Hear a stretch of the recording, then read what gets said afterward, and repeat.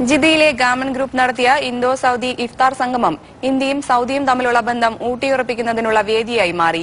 ഇന്ത്യയിലെ പ്രമുഖ വ്യക്തികളും സൗദി രാജകുടുംബാംഗങ്ങളും വ്യവസായ പ്രമുഖരും ചടങ്ങിൽ പങ്കെടുത്തു.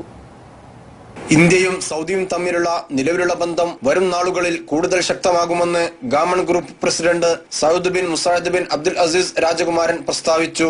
ധാരാളം ഇന്ത്യൻ കമ്പനികൾ സൗദി അറേബ്യയിൽ ബിസിനസ്സുകൾ ആരംഭിച്ചിട്ടുണ്ടെന്നും സൗദി അറേബ്യ നിക്ഷേപകർക്ക് ഏറ്റവും അനുയോജ്യമായ സ്ഥലമാണെന്നും രാജകുമാരൻ പറഞ്ഞു.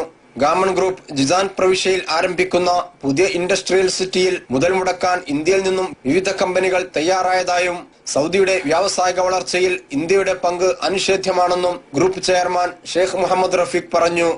Indian consul general BS Mubarak, British South African consul ജനറൽമാർ, കാന്തപുരം AP അബൂബക്കർ മുസ്ലിയാർ, പാണക്കാട് ബഷീർ അലി ശിഹാബ് തങ്ങൾ തുടങ്ങി പ്രമുഖ വ്യക്തിത്വങ്ങൾ ചടങ്ങിൽ സംബന്ധിച്ചു. Mathrubhumi news, Jeddah.